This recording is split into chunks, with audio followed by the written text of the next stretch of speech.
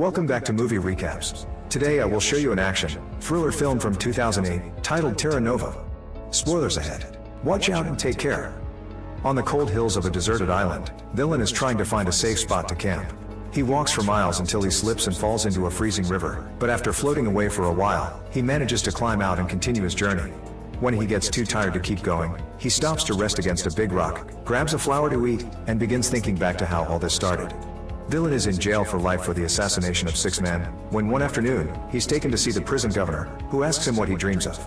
He isn't the only person going through this. Various of his fellow prisoners are also being called to the governor's office and are asked the same question. Morayak says he wants to see the sea, Yakut wants to witness the war against China, Obazyanka won't speak, Abazian wants to work in this prison and be a governor, Tolia wants to follow the progress of the space station, and Sipa wants to see women again, but Villain's answer is never shown. The governor tells them they've been selected to be transferred to a penal colony, and shortly afterward, all prisoners are boarded into a ship. Just like in the actual prison, the prisoners are divided into groups and put into cells, although Abazian acts like he is the boss and even kills a man to take his bed. When the hatch is finally closed and the boat takes off, the prisoners start panicking, thinking this has all been a trick to let them die at sea. As the men begin getting violent, Villain remembers a conversation he had with Sipa back in prison. Sipa has some severe mental issues and would always draw on the wall and talk nonsense, but that day, he mentioned heaven and hell not having any seats left and a third purgatory-like place being prepared for people like them. Julien had thought it was more of his usual nonsense back then, but he's starting to see the merits of it now. After a while, everyone calms down and tries to spend the trip chit-chatting and eating, but in the middle of the journey, a gang escapes from one of the cells, looking for their compatriot. Abazian pretends to negotiate at first only to kill the man they're looking for, causing a riot to start. Prisoners on both sides begin hitting and killing each other through the bars except for Starry, an old man that stays behind praying. The fight doesn't last long though. The guards quickly arrive and after stopping them with a warning shot, they throw a sleeping gas grenade to knock them all out. Eventually, they make it to a deserted island, where the prisoners are put into numbered handcuffs and left at the beach so they can listen to what Mr. Olafson and Marta, the heads of the Terra Nova project, have to say. Since the death penalty has become illegal in all countries, prisons have been running out of space to hold such a large number of criminals, which is why the Russian government has offered this land to start this project, funded by some international organizations. Starting today, the prisoners are colonists living under their protection, and everything they need to survive is being provided, including food that should last 3 months. A satellite will be watching them all the time, and there also are some communication buoys around.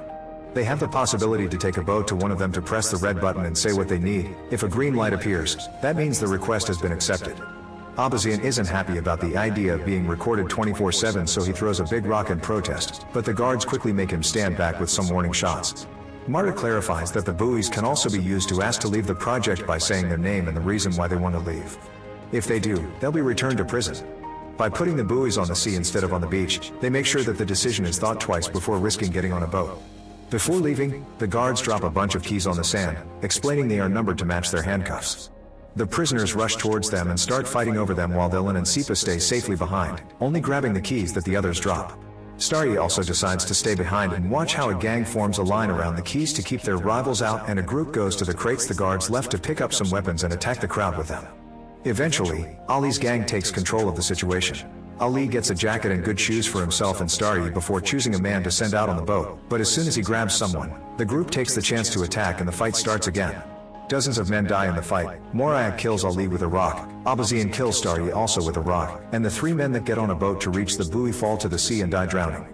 All the remaining prisoners go to the warehouse and begin distributing the supplies, and Abazian takes advantage of the tools found to get his cuffs opened by force. Villain packs a bunch of supplies in a bag and grabs himself a jacket while listening to Sipa say there is no way the food will last 3 months. Then he leaves the area to survive on his own and hopefully find a way out of the island, taking us back to the beginning of the story. Villain explores the island until he finds an area with no snow and a rocky formation that will provide some shelter, so he decides to sit there while looking at a picture of his family that he's kept hidden in his prison uniform. He misses them terribly, and falls asleep with tears in his eyes. Sometime later, he wakes up when he hears some squealing. Turns out the supplies were filled with rodents, and they are now eating through his food and bag. When it starts raining, Villain finds shelter under the rock formation he saw before, getting a fire going for warmth and heating some water. After it stops raining, he catches a bird and roasts it over the fire. That's when Sipa finds him. As he chit-chats with him, he tries to steal his knife, but Villain sees him and takes it back. Sipa offers some salt he had with him and his help in exchange for some meat, which Xiling accepts, so Sipa goes to pick up more wood and sees the family picture on Villain hung on the rocks, which makes him blow a kiss at Villain's wife. Afterward, they share the bird, and when they're done eating, Sipa walks to the edge of the cliff, explaining he doesn't jump because he's too afraid. He asks Dylan why he won't die either, and Dylan explains it's because of his family. They're dead and he wants to be buried next to them, which can't happen if he dies on the island. The two men fall asleep, and when Dylan wakes up, he finds Sipa has stolen the picture to use it as inspiration for his debauchery. Furious, Dylan beats him up and pushes him off the cliff, but Sipa doesn't die because he doesn't fall into the ocean. He drops on a hill right underneath. But even after this disagreement, the two of them travel together as they explore the island. Sipa easily amuses himself with the trash he finds in the water while Dylan tries to fish, but the only living being they find in the water is some sort of aquatic centipede, which freaks Sipa out. While looking around, Dylan is shocked to suddenly find part of a seaplane among the rocks. It only takes going a bit farther up the hill to find the entire plane, which gives him a bit of hope because he used to be a pilot and would be able to fly it. However, two men aren't enough to move it, so for now, they go back to their shelter. Dylan starts a fire with some matches he had grabbed at the warehouse, but there's something in them that creates a very toxic smoke. He moves away from the fire and drags a sleeping Sipa with him, who at first won't wake up. It takes a few shakes from Dylan for him to finally regain consciousness, but his mouth only continues to spout nonsense, and Dylan realizes the cold will kill them any minute now. The two men decide to go back to the base and see if they can steal some coal. Back in the base, life hasn't been easy for everyone. Abazian and his gang are in control and keeping a routine while sharing the supplies, and Abazian even asks them to call him governor. But they keep anyone that isn't in their team inside the barracks. They only allow them to come out to have a walk in an enclosed area, similar to real prisons, while Estonitz yells at them from the watchtower. When they're sent back, they need to run because whoever is last gets killed to be used as food later. Dylan and Sipa manage to reach the coal box and find the remains of a fire. After walking for so long, they're almost freezing, so they can't help laying down next to the fire and falling asleep. But Sipa wakes up quickly when he hears some noises. The gang is coming over with their latest prisoner for roasting. He runs to hide behind a rock, but Dylan is still out there, so he comes back out to rescue him, but he isn't fast enough and Abazian's men find them and capture them. The two of them are taken back to base, where Abazian tries to decide what their punishment will be for having run away with supplies when they arrived. Yakut tries to remind them that they were on their side during the ship fight, causing Estonitz to insult him for trying to meddle. Yakut replies by hitting him, and this causes the whole gang to team up to hit him in return, earning Yakut a place in the barracks with Dylan and Sipa.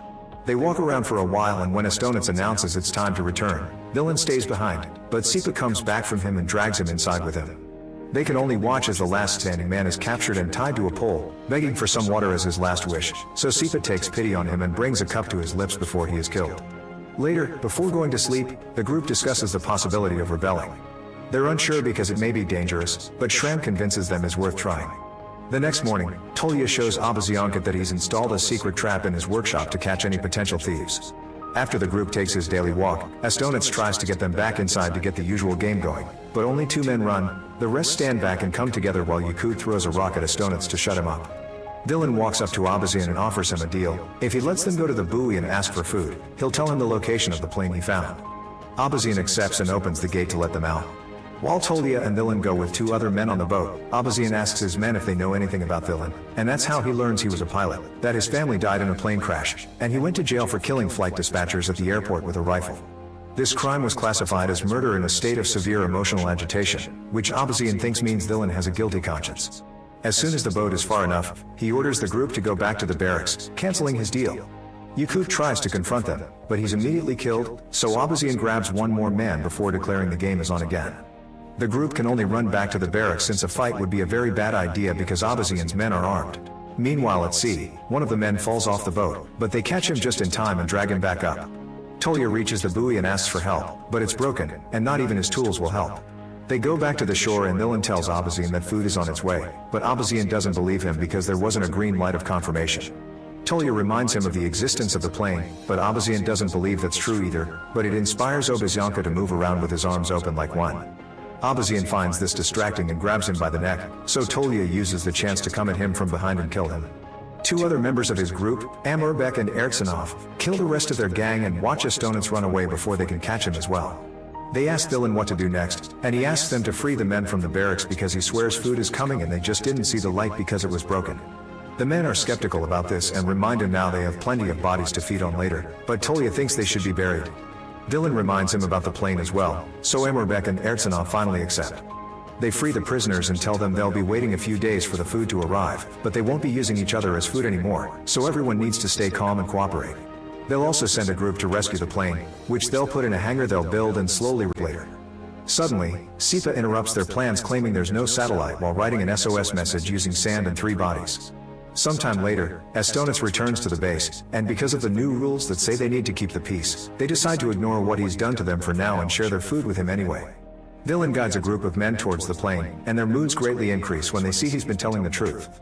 Together they take it apart for easier transport and carry the pieces back to base. Eventually, Marta arrives at the island with a bunch of guards. They use gas to keep the men away, but they do allow Villain come to talk to her and discuss the list of things they've requested. She's confused on why they're asking for gas, and he explains it's for the generators, which are supposed to be wind-powered but they don't work during the polar night. In truth, they want the gas for the plane. Villain takes the chance to ask why they didn't answer Sipa's SOS message, and Marta explains their satellite is of the infrared kind. They see heat, so they can locate people in stoves but not words. She also wants to know what people were doing so far away from the base some days ago, and he tells her they were fishing. They don't believe him because there's no fish in the area, so he lies again and tells them they've been eating those centipede-like creatures, which she finds very shocking. They also want to know how many of the original 206 colonists are left, which Villain finds suspicious because they should be able to tell with their satellite. He tells them 87 are left, and many are sick, but nobody wants to abandon the project and return to jail. Before Villain leaves, Marta tells him he has the right to one personal request, so he gives her a few sheets of paper asking her to provide the group well. Once the guards have left the new supplies, Villain and his men try the gas in the plane hidden in the hangar and happily confirm it does work. Afterward, they watch a new group of American prisoners arrive as the guards and Marta leave the island. These prisoners have a leader too, a very large man that Villain tries to shake hands with. The man doesn't take it, in fact, he hits Villain, which triggers a fight between both sides. The encounter is brutal and nobody hesitates to go for the kill, so Sipa drags Villain with him to hide him in the workshop. One of the Americans tries to follow them, but he falls on Tolya's trap and instantly dies. Ertsanov goes up against the American leader and gets overpowered, but before he can get killed, Amarbek cuts in and kills the big man instead as the buildings around them catch on fire. All this is being watched by the heads of the project. When they realize the situation is finally out of control and that over 40% of the colony has been killed, Marta calls the central office and is told to proceed with Code Naked Island, which sends a bunch of guards to the island that shoots all the reminder prisoners while Marta burns Villain's letters. Luckily, a few men are still alive thanks to having hidden in the mountains or the hangar, Villain, Sipa, Ertsanov, and Tolya.